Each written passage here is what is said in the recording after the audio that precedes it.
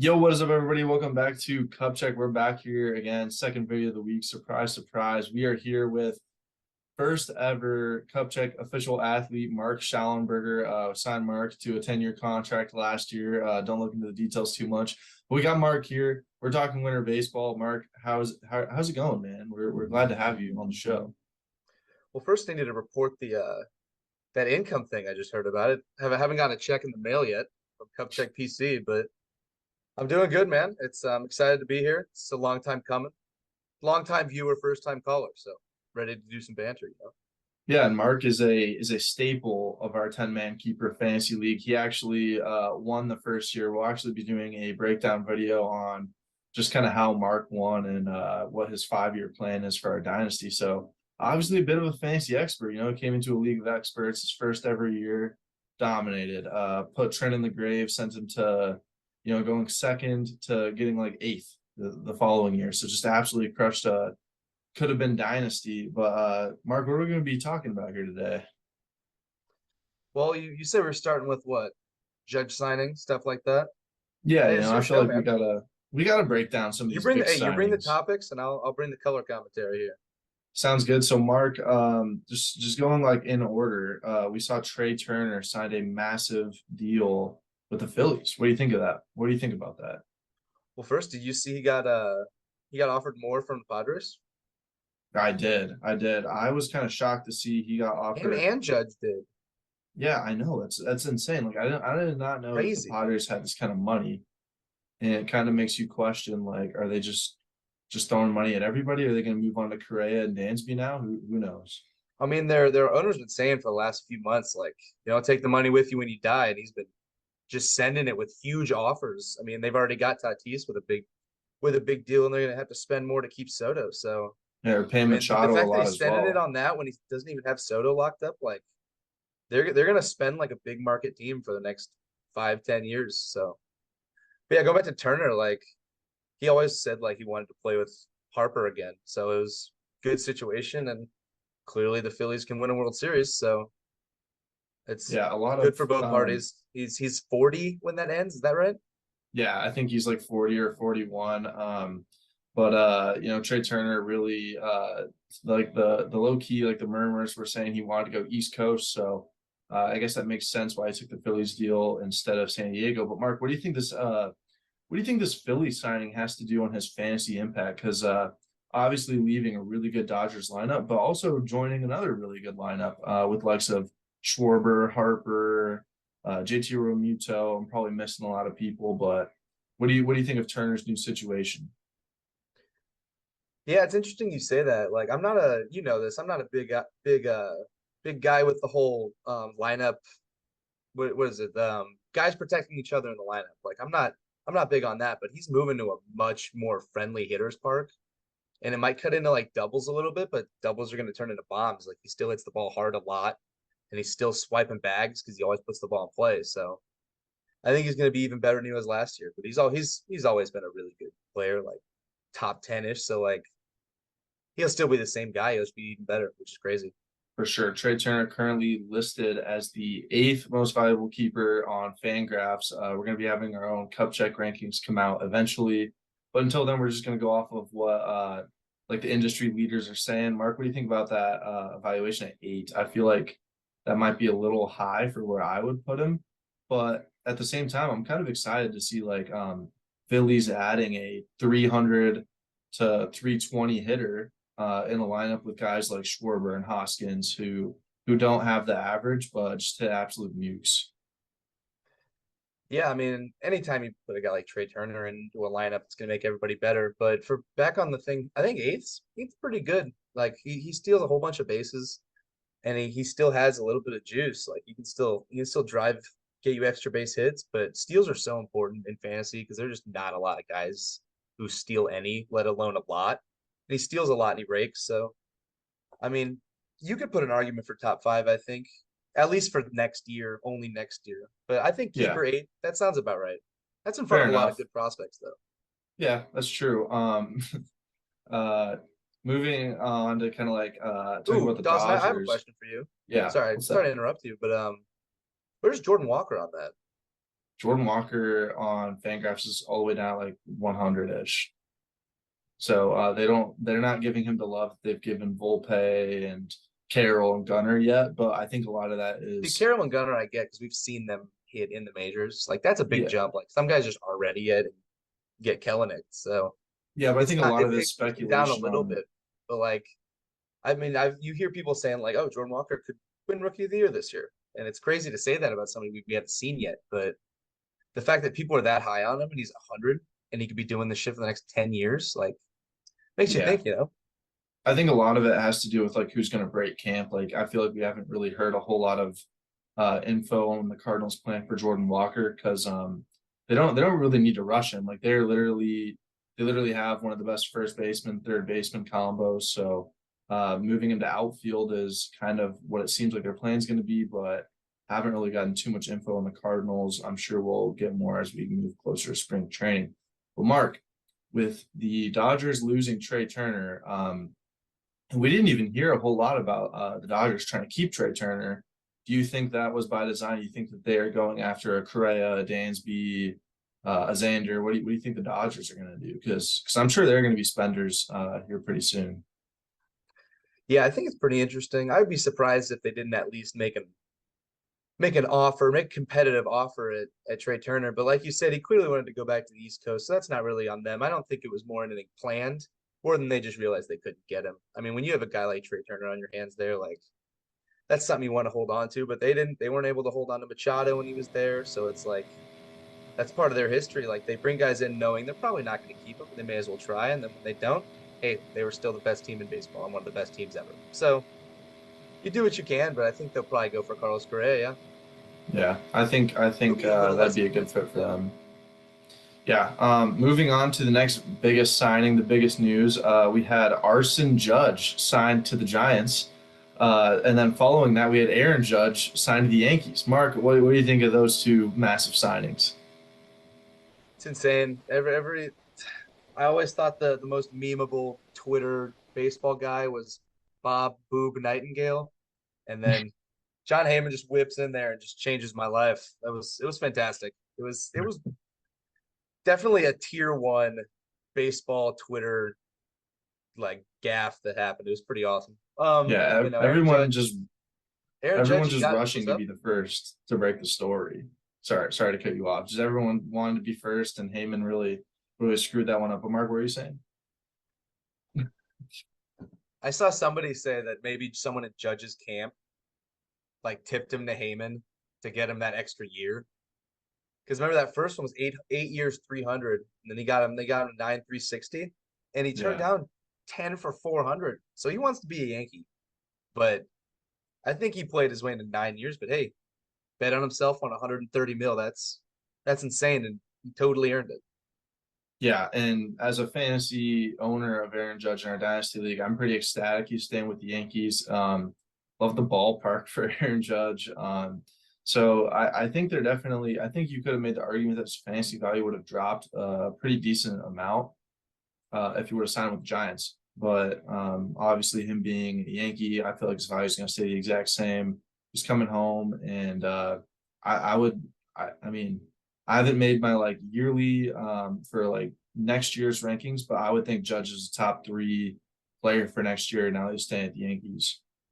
He has to be, but he would have been regardless. Like he was so much better than everybody else last year. He would still project to at least project to be the best hitter in baseball again. I mean, he had the best season since Bonds, basically, at least in terms of OPS plus. It was like what was it, like 211, something crazy like that. Like they don't have him at those numbers next year, but yeah, he's still gonna be one of the best hitters in baseball. I mean, it's a So little bit better for him, but he hits the ball so hard that like I think he would still get power numbers either way. But it's good for you. It's definitely a positive. yeah, so that's true. Just putting you on the spot here a little bit. Obviously, you probably haven't done all the research you're gonna do, but No, for a I'm more of a league that skim Reddit and Twitter person. I don't like get for hugely into it. I lock in when like late February, early March comes around. Then I need to like make sure I got my stuff together. But like before then, I kind of just coast through, kind of like get a feel for what's happening. I got I you. follow those guys that got drafted like last year, stuff like that. So I have So a if you little bit. had So if you had the number one pick heading into next year, just a 1 year league, Are you taking Judge with that pick, or where does your mind wander with that one pick? So obviously, a lot of love for Shohei, a lot of love for Soto. You had Soto, Yeah, Acuna on kind of down years. Where's your mind at there?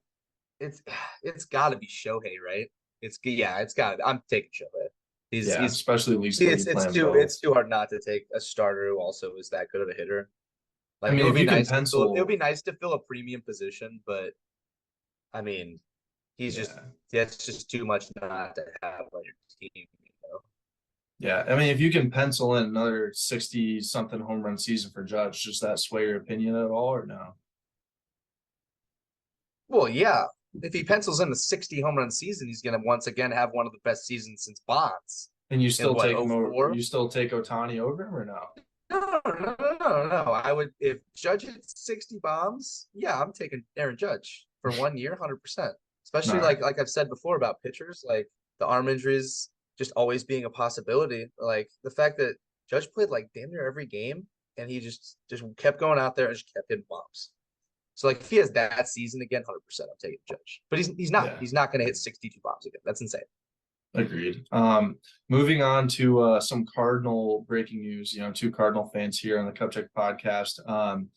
We're Oh losing yeah. Quintana. Losing Quintana. Obviously, that was the first like Cardinal news to really break. What was your expectation there? You think the Cardinals were going to go out and get him, or what do you think there? Obviously, Quintana getting 2 years, 26 mil from the Mets. I feel like we could have given him that. I really do.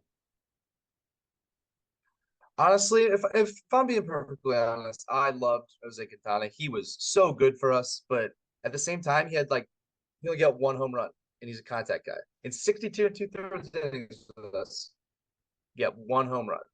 He had the lowest home run to fly ball rate in the fucking majors last year. And he's a control guy, and he was really good with soft contact last year. I'll give him that. But for the amount of money that we would have had to give to keep Quintana in his age 34 and 35 seasons, I totally understand why he left. And I'm not in any way angry or shocked that Mosaic didn't pull the trigger at that kind of money. Yeah, I guess I get that. Yeah, I didn't follow Quintana too much. I knew he was really dominant for the Cardinals, and part of me wants to wonder if that's like just the classic. You're about to be a free agent. Do you just overachieve for a little bit, kind of thing? I mean, we see time and time again players on contract years just tend to go off and have great seasons. So Quintana, really good end of the year. It'll be interesting to see if he keeps it up. Not the biggest like fantasy value guy, probably like I'm guessing somewhere around like 10 to 15th round pick. Just like out of Yeah. thin air. That's where I guess It's he's great. at. It's crazy to say that about somebody who had a sub two, who had a what a 2.01 ERA last year with the Cardinals and like a 2.9 ERA for the season. Yeah. But like his home run numbers were so like crazy deflated based on like the balls that were hit off of him. Like it's gonna come down, but I don't think it'll come down super hard. But I do think it'll put him in the 10 to 15 round range. I think that's a good spot for him. I could see somebody overpicking on him though, just seeing his numbers from last year, being like, "Damn, I need that." But they shouldn't do that. You know what I mean? Yeah. Moving on to today's breaking news, Cardinals signing a big impact player for us, Wilson Contreras heading to St. Louis. Mark, what do you think about Contreras heading our way? I'm really excited about it. It's. I mean, obviously, it sucks that Yachty's gone. He's a dog forever, but he just wasn't a good hitter at all last year. So anything we get out of the catching spot at all is better than Yachty Kisner. I think we were like 27th in hitting with our catchers last year, or something like that, It was and we still had a definitely really down good there. off. So like, if you turn what our catcher production last year into a 5 hole hitter, that's pretty good. Yeah, His his Contreras his last pitch year. framing's not great. His pitch framing's not great, but he's got a good arm and he's a good blocker. But it's just the offense is what carries it. I'm totally cool with it. Yeah, Contreras last year hitting 238 with 22 homers, 70 runs, 65 RBIs, and even getting a sneaky 4 stolen bases. So that's obviously uh, pretty solid just bat to plug into our lineup, and definitely Oh going to yeah, be one of the top catchers taken off the board in fantasy, especially St. Louis leagues. So as he should be. Like I said earlier, I'm not a big like protecting guys in the lineup, but if you got Newbar, you got Goldschmidt, you got Arenado. You got Donovan. These are people who get on base, and Don't Contreras is sleep going to on be hitting Yepes. behind all of them. But like, Don't can sleep like on where Yepes. Yepes hit last year and kind of absorbed some ribbies when he played, even when he wasn't doing great. That those are Contreras' RBIs, and he's going to play a lot. But the defense is a little bit of a question, and it's hard to quantify just how good Yachty is at calling a game and managing a staff and all that. But Contreras is a veteran, so he knows how to do those things. But just the drop off from Yachty defensively, be interesting to see what that is. I couldn't tell you how much of an impact it's going to have right now.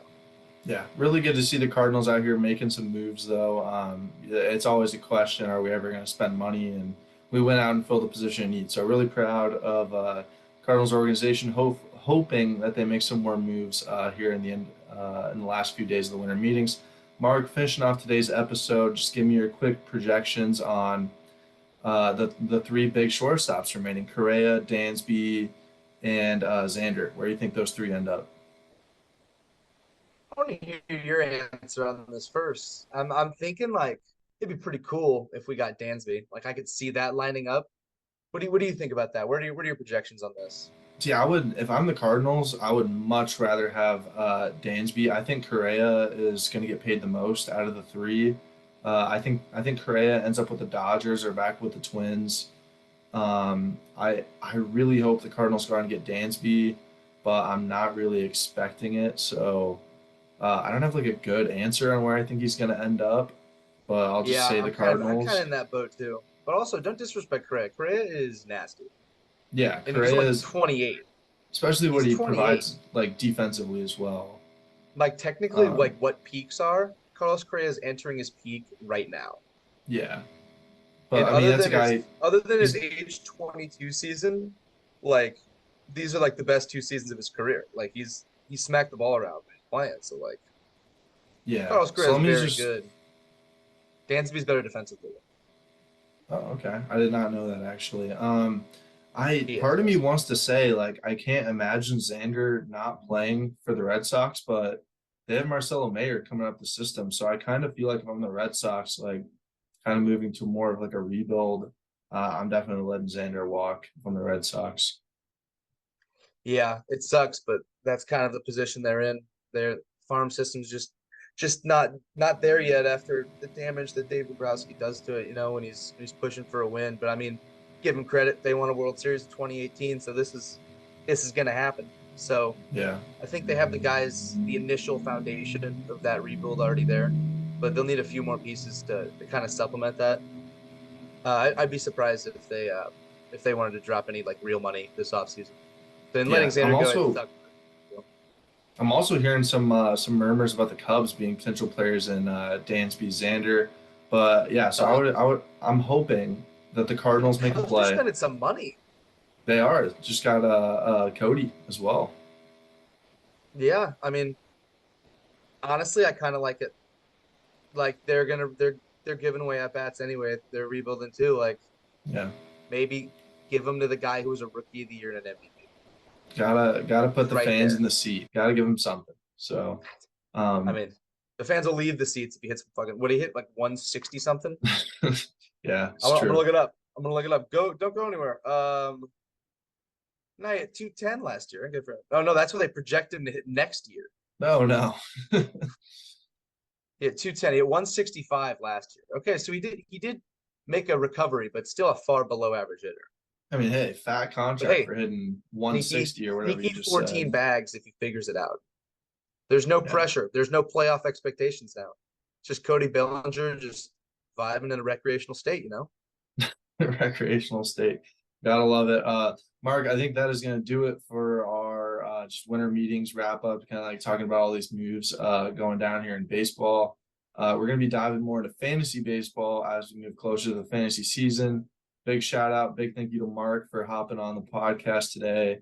And make sure to check out the TikTok and Instagram links down in the bio. And make sure to subscribe. We're on our way to 500 subs. We'll get there one day, maybe. Yeah, signing off. One step at a time.